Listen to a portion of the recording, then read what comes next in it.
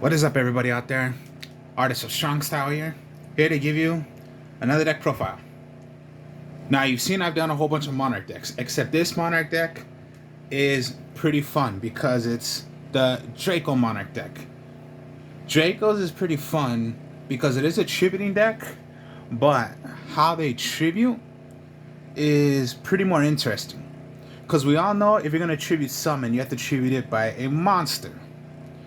Dracos, what they do is they can be tributed by continuous face-up, magic, or trap cards as their one tribute.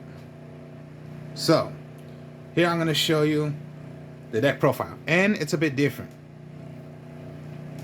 So, first with the Monarchs, you're going to go with, of course, the Aether. Now, a lot of players, they don't play these Monarchs because they just think it's so much. No, how I play it and how I've tried it, it works pretty good. So I don't really get a brick, hand, whatever, like, okay, you have too much, you really can't do anything. Yeah, that has happened a couple times, but really, no. So again, okay, Aether. Aether can be done by a one tribute if you're tributing a tributed monster. Other than that, it's your double tribute. When Aether is tribute summoned, what she does is, her effect is first, send away a magic or trap of anything that's called monarch, send it to the graveyard. Then, you can special summon one other level 24,000 or 20,000 of attack and defense. So that's Aether. She's considered the best monarch out of all. Then you got Erebus. Erebus, the same exact thing. Send away a magic or trap of a monarch. Then, here's what Erebus does. You choose one card from your opponent's graveyard, field, or their hand. You send it right back to their deck. Here's the thing also about Aether. It's not a targeting effect. So those cards that say you cannot target them, no. Erebus does not have a targeting effect. It's other effect. Alright, so it's second. There's another effect to Erebus. Tell you the truth, every single time I played this deck, I never really paid attention to that effect. But now I do, because when I tried doing this effect and I was tag dueling, I started playing the second effect and I started not bricking. Because, okay, if you have no monsters in your hand, of course, you think you're going to brick. No, Erebus has an effect where it can help you get monsters from your graveyard. Because when Erebus is in the graveyard, you can discard one magic or trap of a monarch from your hand, send it to the graveyard, get Erebus or any other monarch right back to your hand.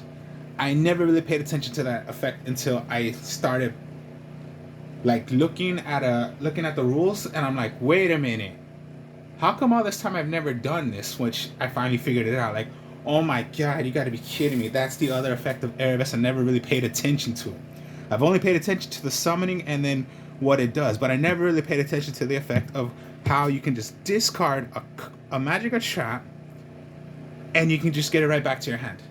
I never really paid attention to that effect until now. So that's Erebus' other effect.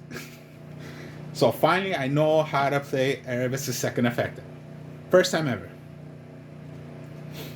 And then last monarch is just the Megakai. So you could play any Megas, any monarchs. So like what I'm saying is, this is my, if you were to if you wanted to play different kinds, like if you want to go destruction of magic and traps, you would go Mega Mobius. You want to burn your opponent, you go Mega Dostalos. Caius I just love because he's my favorite monarch and he banishes. If you tribute a dark monster, okay, so pretty much you're going to choose a card on the field. You're going to banish it. Your opponent's going to take 1,000 damage no matter what you choose. Now, if it was tributed by a dark, you're going to select 2 cards and they're still going to take 1,000 points of damage. Not 2,000, it's still 1,000. Here's the thing also, if you hit a monster that's a dark, your opponent's going to lose the copies from their graveyard, field, hand, or deck, whichever it is, if you hit a dark monster. So let's just simple Dark Magician, a dark. If you hit a Dark Magician, your opponent's going to lose all Dark Magicians that are in their graveyard, field, hand, or in the deck. No matter how much they have, they're gone. So that's Caius. And then Caius I just run because he's just my favorite monarch out of all. So most likely in all decks, you're going to want to play your favorite card out of the whole entire game. If you have that deck, you can play them in. Now, okay, the true Dracos. So there's only 4 I play in here. So you got the one Maiden, 2 Ignis, and the one Dino Knight Draco Fighter. Those are my only Dracos. Since Draco and Fighter Knight went to 1, if it was at 3, I would run back to 3. And then Ignis Heat. And then Majesty's Fiend. Now, okay, I'll explain each one. And yes, they are tributed cards, but they can be tributed by continuous face-up magic and traps. That's the cool thing about the Drake. That's the cool thing about the of these monsters. Okay, so Majesty's Maiden.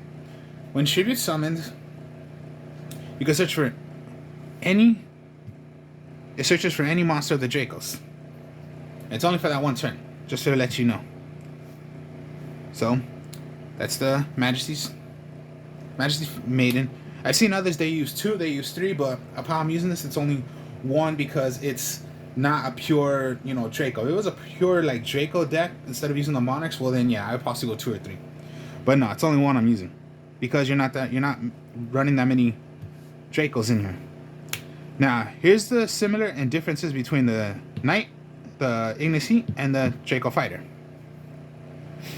When Ignis Heat is summoned out, what it does is particularly you search for any magic card of a true Draco card. So, yeah.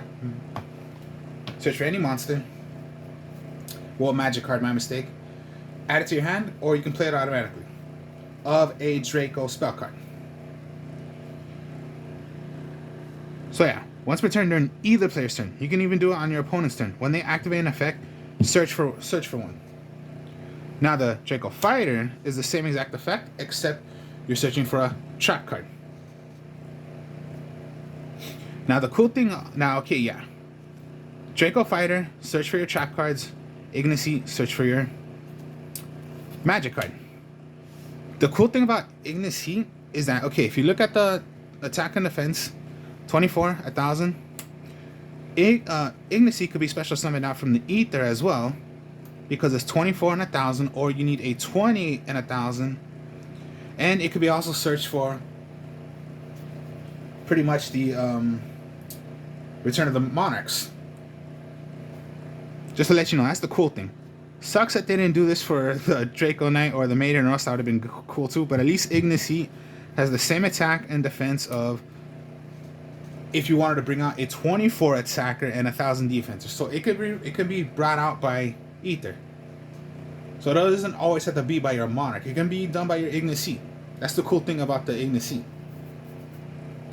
And then my last monsters. Okay, I haven't seen anybody do this, but I do it.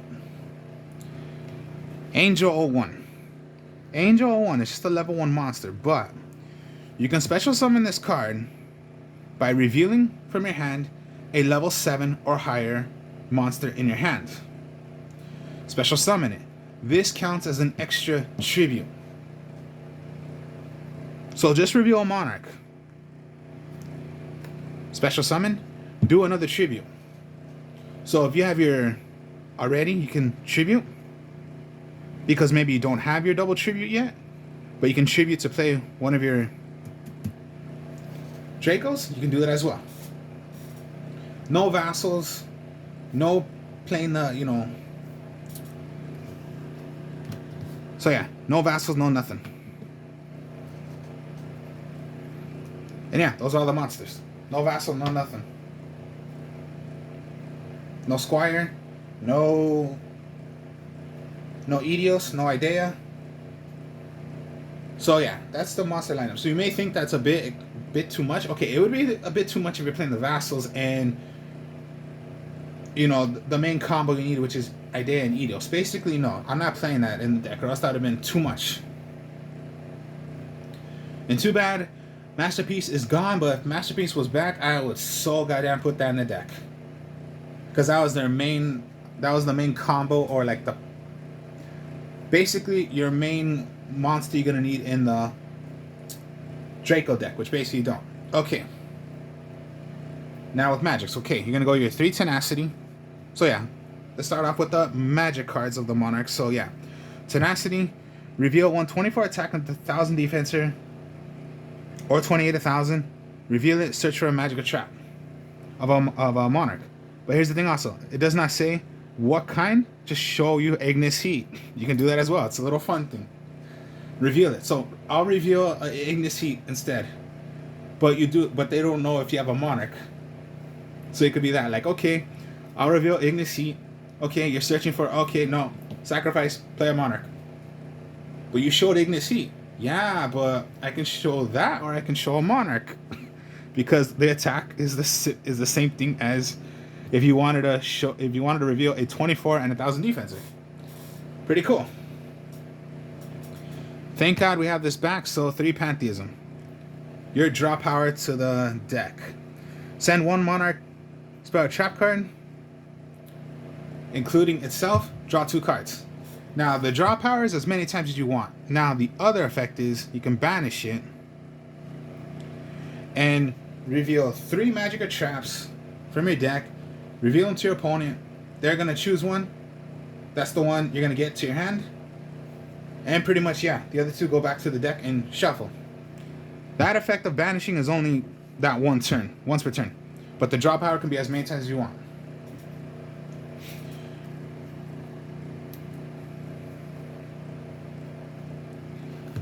And then you got your domain, the field spell.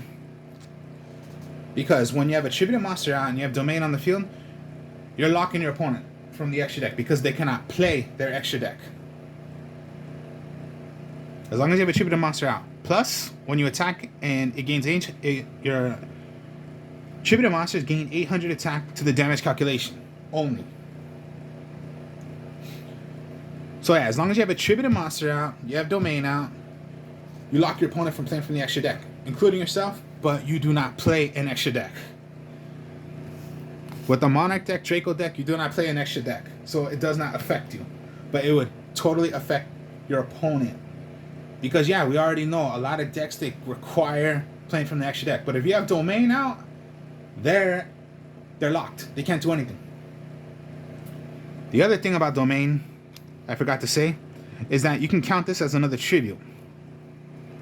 So what I mean by is if you have, domain, you reveal, play Angel 1, you can put this to so you can count this as your other tribute. So tribute, activate domain, a double tribute, there's your double tribute to play a monarch.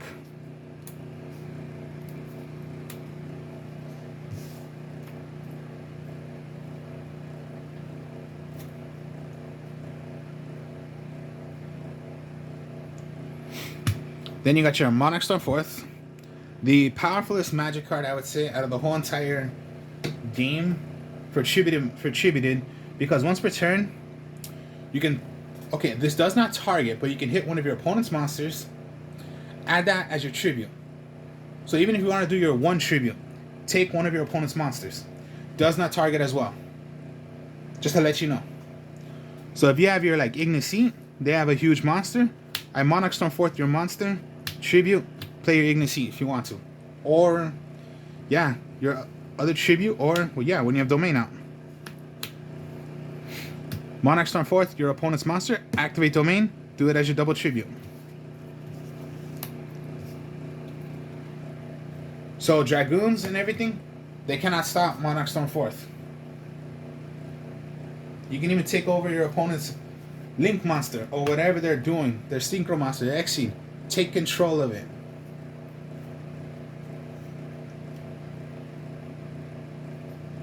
And then the one-ofs is just return and march.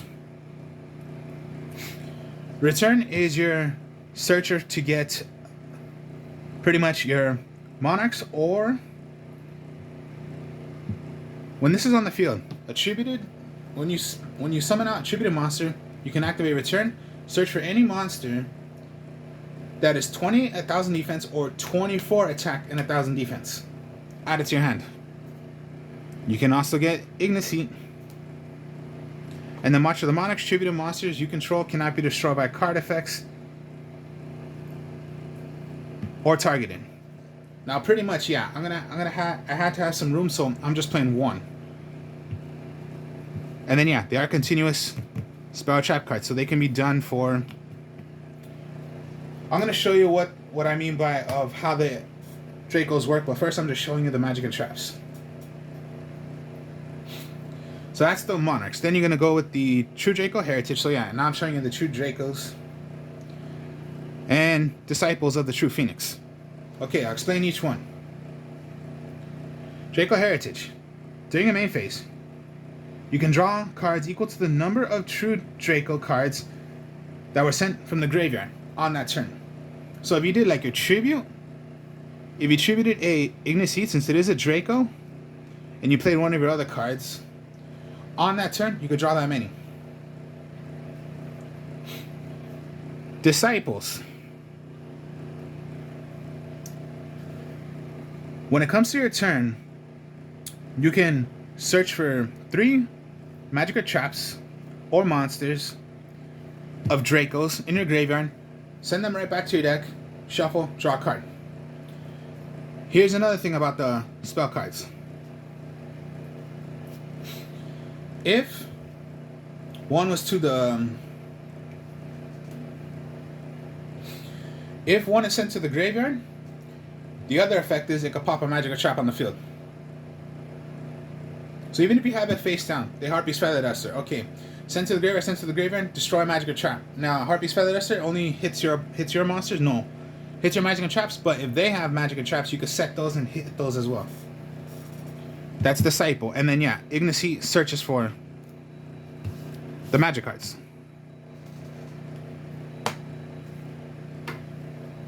Now, trap cards. You're gonna go with Monarchs Erupt, Escalation of the Monarchs, and Prime. I'll explain each one. They are continuous trap cards. Now, it doesn't mean that... Now, since they're not... Pretty much, they are not Draco cards, Draco Fighter cannot search for these. But you're gonna need a lot of this in the deck. Monarchs Erupt. Activate only if you have no cards in your extra deck. There's no need to do that because you have no cards in your extra deck. When you have a attributed monster out, you can activate Monarchs Erupt. All effect monsters on the field are negated. If you have this out, you have no attributed monsters out, this just goes to the graveyard. But you have stopped your opponent from playing effects, which they're possibly going to want to do. So, that's Monarchs Erupt. It is a searcher, yeah, so these trap cards can be searched from Tenacity. Escalation of the Monarchs. To tell you the truth, this is my first time ever using this card, and I played it last night. My first time ever using it, because I never really paid attention to this trap card until I started playing it. Once per turn, during your opponent's main phase, of your opponent's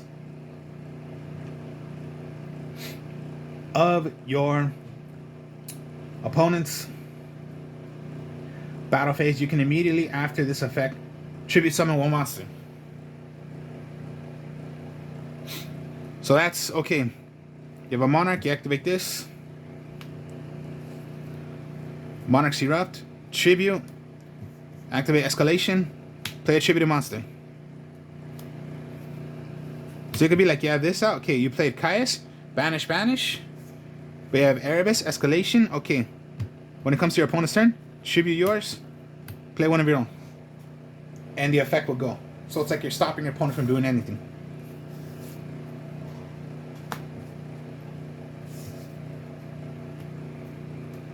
And then Prime of the Monarchs. Continuous trap card, but most likely you're going to want this in the graveyard. But if you have it face up on the field, once per turn when it comes to your turn, search for any magic or trap of Monarchs, send it right back to the deck, shuffle, draw a card. That's the effect of if you have it on the field. Now, the reason why you're going to want it in the graveyard is because when it is in the graveyard, what you can do is banish away a magic or trap of a monarch, banish it, special summon this as a 24 defense monster. And yeah, when you have domain, count this as a tribute, count your domain, play one. And it can be even done on your opponent's turn. So even if your opponent would declare an attack, okay, I banish, I special summon. So you do not take the direct damage. If they destroy the monster because it's higher than 24, okay. But yeah, have your monster get destroyed, then getting your life points hit. And then for the true Dracos, of course, yeah. Apocalypse and King's Return. King's Return went to 3. So yeah, True King's Return went to 3, but I'm only playing 1 because you're not playing that many True Draco. But True King's Return is pretty much when it is face up on the field. If you have a Draco in your graveyard, when it comes to your turn, you can reveal it right back in defense mode. So it's like I call the Haunted to them. So it could be like, bring it back, tribute to play one of your monarchs, or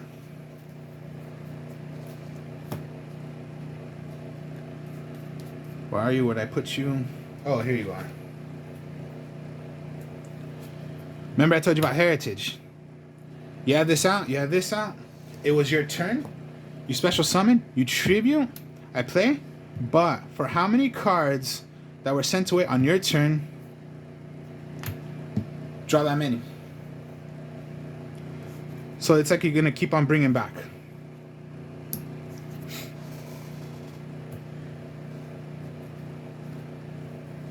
Now the Apocalypse.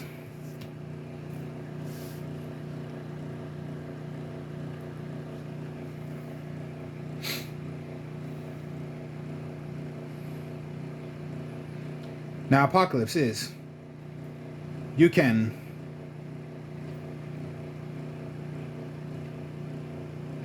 immediately after this effect resolves, activate this as another tribute.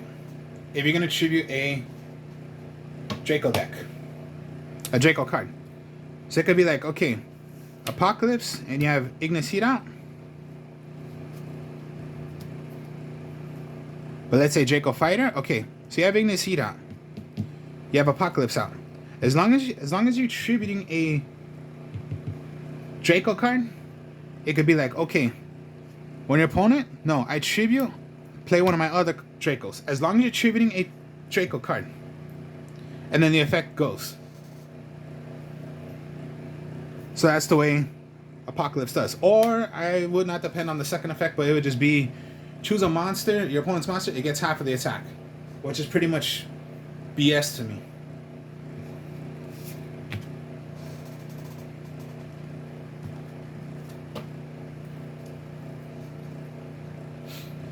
Now, that's the deck. Now, okay, I'll show you how these cards work. So, how I said they could be tributed by face up, it would mean by this. Watch.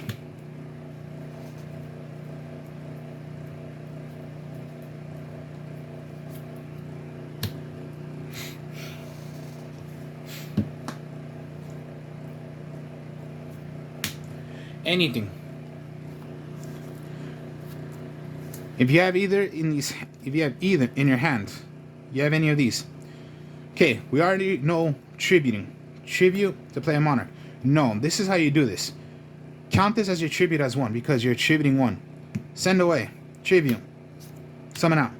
That's the way you do it. So you're tributing your face up magic traps. And they could be done also for the return, March, the prime, any of those, because they are face up continuous cards. And yes, when they are sent, it could be like, alright, fine. Tribute, summon, search for whatever you're gonna do. Plus, when one is in the grave, when one is sent, destroy a magic trap. And then yeah, if you did it for a trap card, there you go. Destroy a monster instead.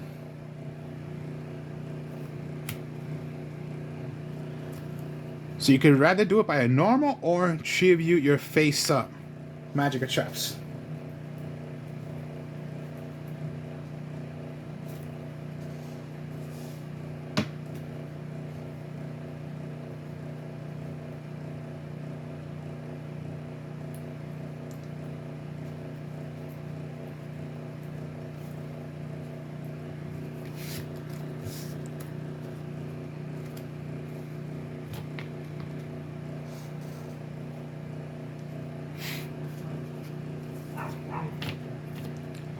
And that's the way it works.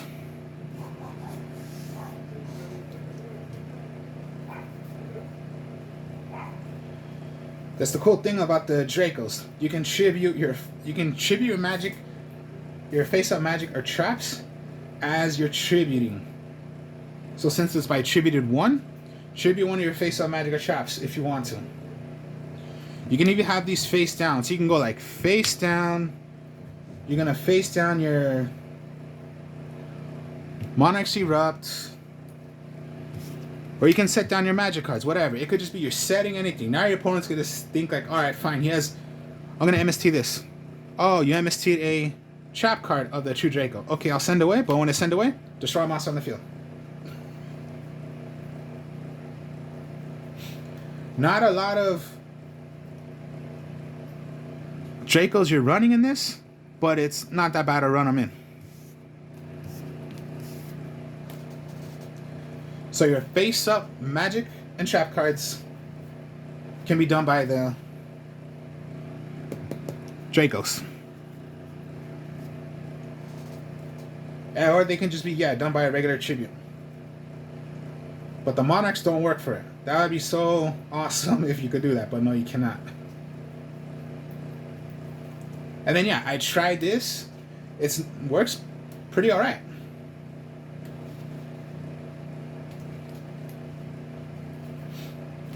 So it's not that consistent.